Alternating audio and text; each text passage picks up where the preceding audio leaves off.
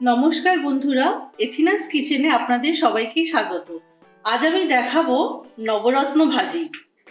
শীতকালে অনেক রকমের সবজি পাওয়া যায়, সেই সবজি দিয়ে আপনি যে কোনো রান্না খুব সুস্বাদু হয়। এই রেসিপি রুটি হোক বা ভাত সব কিছুর সঙ্গে কিন্তু খেতে দারুণ লাগে। খুব অল্প সময়ে সবার কিন্তু মনোরঞ্জনের জন্য ভীষণ ভালো। বাচ্চা থেকে বড় সবাই কিন্তু এই রেসিপি খুব পছন্দ করবে। চলুন তাহলে আজকে দেখে নেওয়া যাক এই সুন্দর রেসিপি। নবরত্ন ভাজির জন্য আমি এখানে চিংড়ি মাছ নিয়েছি 150 গ্রাম, ভালো করে ছাড়িয়ে নিয়ে ধুয়ে নিয়েছি। এবার এতে দিয়ে দিচ্ছি সামান্য পরিমাণ হলুদ গুঁড়ো, দিয়ে দিচ্ছি হাফ চা চামচের মতো নুন। নুন হলুদ দিয়ে ভালো করে মাছটাকে মাখিয়ে নেব। মাছে নুন হলুদ মাখানো হয়ে গেছে, এবার আমি 10 মিনিটের জন্য রেখে দেব।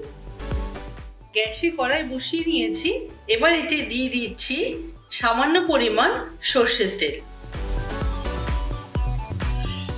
তেল গরম হয়ে গেছে, এবার আমি এতে দিয়ে দিচ্ছি আগে থেকে ফুলকপি এভাবে ছোট ছোট টুকরো করে কেটে নিয়েছি, নিয়ে নুন দিয়ে অল্প ভাপিয়ে নিয়েছি। এবার এটা দিয়ে দিচ্ছি।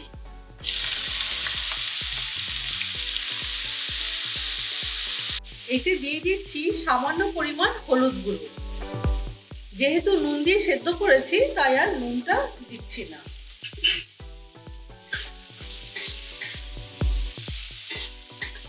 ফুলকপিটা ভাজতে হবে, হালকা বাদামি রং যখন আসবে ততক্ষণ পর্যন্ত ফুলকপিটাকে কিন্তু ভেজে নিতে হবে। এই সময় গ্যাসের ফ্লেমটাকে কিন্তু মিডিয়াম রাখতে হবে। ফুলকপি ভাজা হয়ে গেছে, ফুলকপি দেখুন বাদামি রং ধরেছে। এই অবস্থায় এখন আমি ফুলকপিটাকে নামিয়ে নেব। কড়াইতে আরো কিছুটা তেল দিয়ে দিচ্ছি। এই তেলে নুন হলুদ মাখিয়ে রাখা চিংড়ি মাছগুলোকে দিয়ে ভেজে নেব।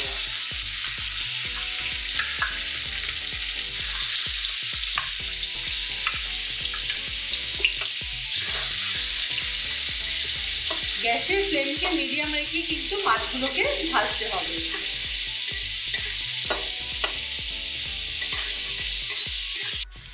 চিংড়ি মাছ ভাজা হয়ে গেছে, এবার আমি তেল থেকে চিংড়ি মাছগুলোকে তুলে নেব। চিংড়ি মাছ কিন্তু খুব কড়া করে ভাজবেন না, তাহলে কিন্তু চিংড়ি মাছের যে একটা সুন্দর ফ্লেভার থাকে সেটা কিন্তু চলে যাবে।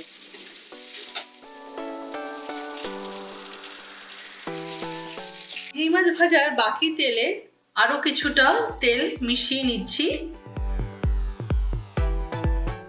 এবারে দিয়ে দিচ্ছি একটা তেজপাতা, দিয়ে দিচ্ছি একটা শুকনো লঙ্কা মাঝখান থেকে ভেঙে। এবার দিচ্ছি হাফ চা চামচের মতো পাঁচফোড়ন।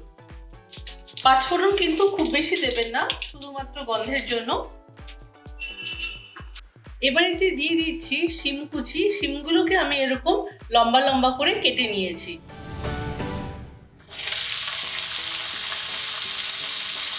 শিম তেলে হালকা নেড়ে নিচ্ছি।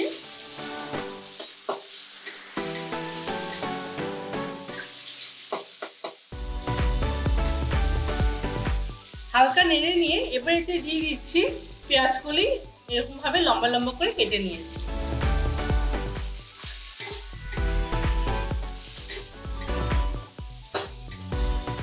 এই সময় গ্যাসের ফ্লেমটাকে আমি মিডিয়াম করে রেখেছি।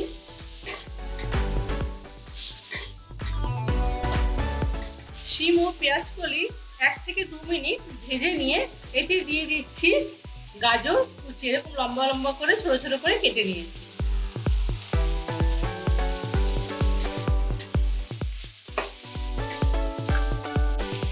আরো 1 মিনিট পর মিশিয়ে দিচ্ছি এরকম লম্বা করে কাটা মূলো।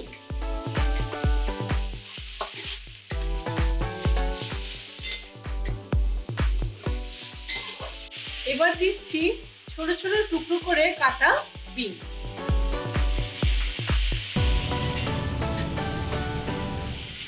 সবগুলোকে ভালোভাবে একসাথে মিশিয়ে দিয়ে নাড়তে হবে।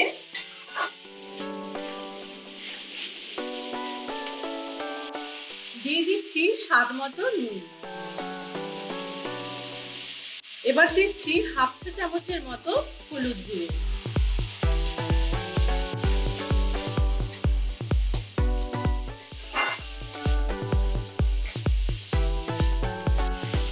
দিয়ে দিচ্ছি 150 গ্রামের মতো কড়াইশুঁটি।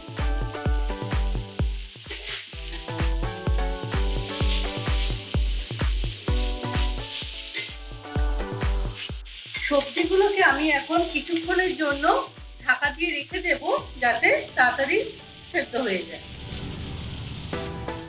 সবজিগুলোকে আমি 5 মিনিটের জন্য ঢাকা দিয়ে রেখেছিলাম তাড়াতাড়ি সেদ্ধ হওয়ার জন্য। যখন ঢাকা দিয়ে রাখবেন তখন কিন্তু গ্যাসের ফ্লেমটাকে একদম সিম করে রেখে দেবেন। এবারে আমি এতে দিয়ে দিচ্ছি ক্যাপসিকাম কুচি, এরকম লম্বা করে কেটে নিয়েছি।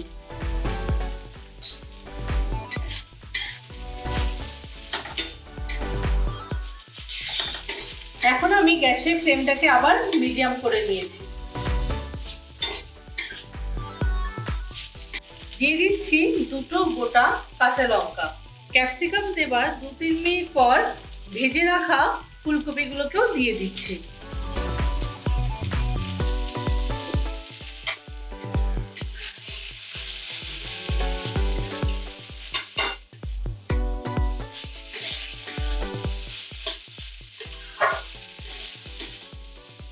এতে দিয়ে দিচ্ছি একটা বড় সাইজের পেঁয়াজ কুচি। ফুলকপি দেওয়ার 2-3 মিনিট পরে পেঁয়াজটাকে মেশাতে হবে।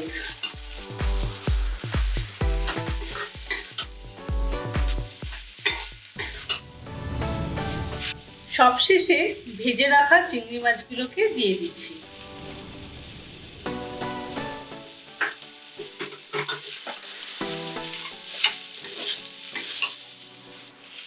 নবরত্ন ভাজি আমার তৈরি হয়ে গেছে। এবার আমি গ্যাস বন্ধ করে নামিয়ে নেব। সার্ভ করার জন্য নবরত্ন ভাজি আমার রেডি হয়ে গেছে। আমার এই রান্না যদি আপনাদের ভালো লেগে থাকে তাহলে অবশ্যই কিন্তু আমার চ্যানেলকে সাবস্ক্রাইব করবেন, লাইক করবেন এবং কমেন্টস করতেও কিন্তু ভুলবেন না। ধন্যবাদ। Thanks for watching. If you like our videos, please like and share.